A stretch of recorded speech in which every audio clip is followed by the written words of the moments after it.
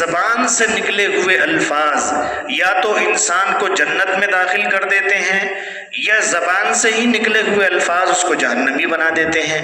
یعنی زبان سے نکلا ہوا ایک لفظ 100 سال کی زندگی کے تمام گناہوں کو مٹا دیتا ہے۔ مثلاً ایک آدمی کافر تھا، ایمان نہیں لایا تھا، لیکن جب وہ اللہ کے نبی صلی اللہ علیہ وسلم کا لایا ہوا کلمہ پڑھتا ہے اور وہ نحمدہ ونصلی علی رسولہ الکریم اما بعد، قال اللہ سبحانہ وتعالی اعوذ باللہ من الشیطان الرجیم بسم اللہ الرحمن الرحیم ما یلفظ من قول الا لدیہ رقیب عتید، صدق اللہ العظیم۔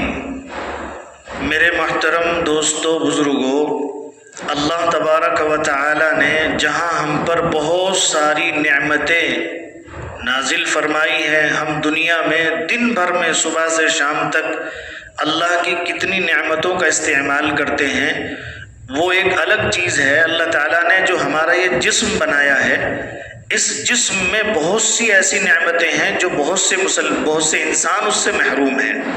مثلاً آنکھیں، بہت سے لوگوں کے پاس آنکھیں نہیں ہیں، کان بہت سے لوگوں کو سنتا نہیں ہے، زبان بہت سے لوگ بول نہیں سکتے۔ اللہ تبارک و تعالی نے ہم سب کو یہ زبان جو عطا فرمائی ہے، یہ بہت بڑی نعمت ہے۔ اس سے ہم اپنے ضروری کاموں کو بھی پورا کر لیتے ہیں۔ مثلاً یہ کہ ہم اپنی زبان کے ذریعے سے کوئی چیز معلوم کرنی ہو تو سوال کر کے معلوم کر لیتے ہیں۔ حدیث پاک میں آتا ہے کہ زبان، اللہ کے نبی علیہ السلام نے فرمایا کہ تم 2 چیزوں کی ضمانت دے دو مجھے، میں تمہارے لیے جنت کی ذمہ داری لیتا ہوں۔ ایک یہ کہ تم دونوں جبڑوں کے درمیان یعنی زبان کی اور دونوں رانوں کے درمیان جو شرمگاہ ہے اس کی، زبان اور شرمگاہ کی تم ذمہ داری لے لو، یعنی غلط استعمال کرنے سے ان کی حفاظت کرو تو میں تمہارے لیے جنت کی ذمہ داری لیتا ہوں۔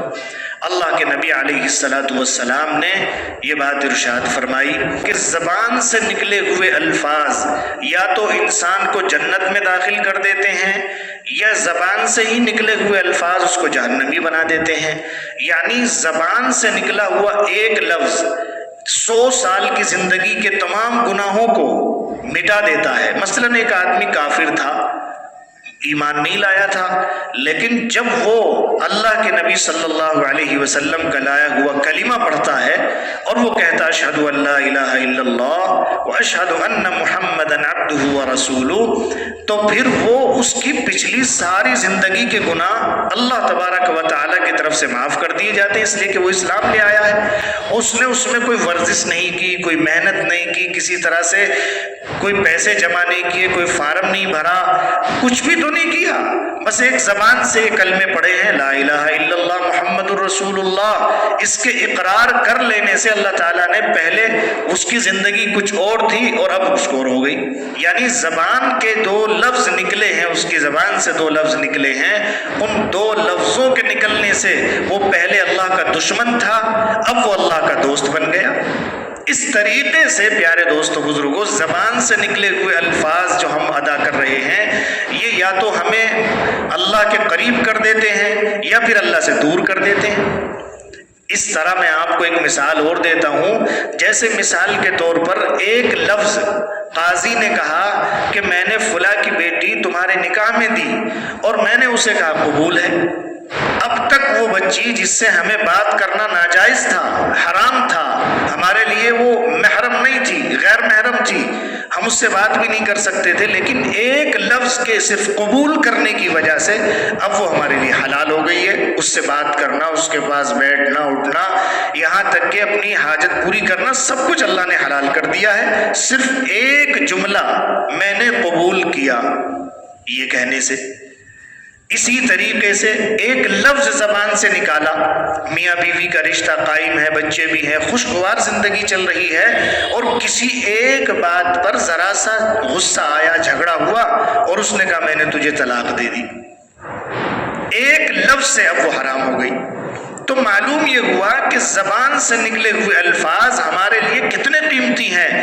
ہم دن بھر کتنی خرافات اور کتنی غلط باتیں، کوئی جھوٹ سچ ساری باتیں بولتے چلے جاتے ہیں۔ میں نے جو قرآن پاک کی ایک آیت آپ کو سنائی تھی شروع میں، اس آیت میں اللہ تبارک و تعالیٰ نے یہ بات ارشاد فرمائی کہ کوئی لفظ بھی انسان اپنے منہ سے نہیں نکالتا یہاں تک کہ فرشتہ اس کو لکھ لیتا ہے۔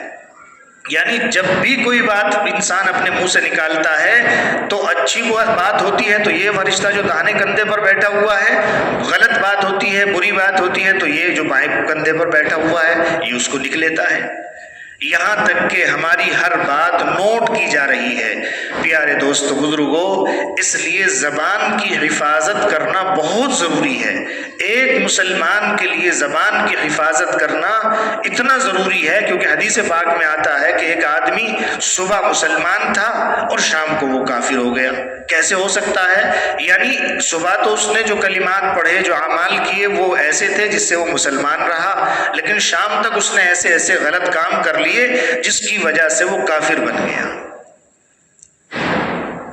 اس لیے پیارے دوست بزرگو، اپنی زبان کا صحیح استعمال کرنا ہے۔ ایک صحابی اللہ کے رسول صلی اللہ علیہ وسلم کی خدمت اقدس میں حاضر ہوئے اور آ کر کہنے لگے، یا رسول اللہ، میری زبان میرے گھر والوں پر بہت چلتی ہے، میں اپنے بچوں کو بھی گالیاں بک دیتا ہوں، غصے میں نہ جانے کیا کیا کہہ دیتا ہوں، یا رسول اللہ مجھ کو تو میری زبان ہلاک ہی کر دے گی۔ اللہ کے نبی محمد صلی اللہ علیہ وسلم نے ارشاد فرمایا، پھر استغفار کہاں گیا؟ یعنی اگر تم سے ایسی کوئی خطا ہو جائے، تمہاری زبان سے کوئی غلط جملہ نکل جائے، کوئی غلط بات ہو جائے تو فوراً تم استغفار کرو، استغفر اللہ ربی من کل ذنب واتوب الیہ۔ اس کا مطلب یہ ہے کہ اللہ، میں تجھ سے ان تمام گناہوں کی معافی چاہتا ہوں اور توبہ کرتا ہوں جو مجھ سے جان کر یا انجانے میں ہوئے ہیں۔ یہ دعا پڑھ لینے سے حدیث پاک میں آتا ہے کہ اگر سمندر کے جھاگ کے برابر بھی تم نے گناہ کر لیے ہوں اور ریت کے ذروں کے برابر بھی تمہارے گناہ ہو گئے ہوں تو اللہ انہیں معاف فرما دیتے ہیں۔ اللہ کے نبی محمد صلی اللہ علیہ وسلم روزانہ 70 مرتبہ، ایک روایت میں 100 مرتبہ استغفار کرتے تھے۔ اسی لیے آپ کو ضرورت نہیں تھی استغفار کی، آپ تو پاک تھے، آپ سے تو گناہ کا تصور کرنا بھی غلط خیال ہے۔ حضور اکرم صلی اللہ علیہ وسلم سے زیادہ پاکیزہ ذات تو دنیا میں کوئی پیدا ہی نہیں ہوئی، لیکن آپ نے استغفار پڑھا، وہ اپنے لیے نہیں ہمیں بتانے کے لیے پڑھا تھا کہ میرے امتی گناہ کریں گے، ان سے غلط باتیں ہوں گی، ان سے غلط اعمال ہوں گے، ان کو چاہیے کہ وہ اپنے حبیب محمد صلی اللہ علیہ وسلم کی سنت پر عمل کرتے ہوئے دن بھر کے اعمال پر جو غلطیاں کوتاہیاں ہوئی ہیں ان پر محاسبہ کر کے شام کے وقت ضرور استغفار کر لیا کریں۔ اس لیے میں نے آپ کو بتایا کہ زبان ایک عظیم نعمت ہے، لیکن اس نعمت کا فائدہ ہمیں اس وقت ہوگا جب ہم اس کا صحیح استعمال کریں گے۔ اس لیے آپ حضرات سے گزارش یہ ہے کہ خود بھی اپنی زبان کا صحیح استعمال کیجئے۔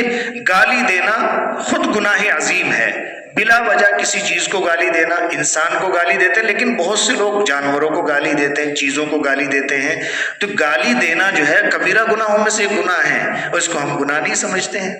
اس لیے پیارے دوستو، ہم سب اس کا عہد کر لیں کہ انشاءاللہ اپنی زبان کا صحیح استعمال کریں گے اور اس کے ذریعے سے جنت میں، حدیث پاک میں آتا ہے، ایک جملہ کہیں گے سبحان اللہ، جنت میں ایک درخت لگ جائے گا، الحمدللہ، جنت میں ایک درخت لگ جائے گا۔ حدیث پاک میں آتا ہے کہ سبحان اللہ، الحمدللہ، اللہ اکبر، یہ کلمات پڑھنا زمین اور آسمان کے بیچ کا جو خلا ہے نیکیوں سے بھر جاتا ہے۔ ایسے بڑے بڑے فضائل ہیں، ہم خالی وقت میں بیٹھے ہیں اس طرح اللہ کا ذکر کرتے رہے، اور اسی طریقے سے کوئی غلط بات ہو جائے تو فوراً توبہ کر لیں۔ اللہ تعالیٰ مجھے بھی آپ کو بھی ان باتوں پر عمل کی توفیق عطا فرمائے۔ آمین، وآخر دعوانا الحمدللہ رب العالمین۔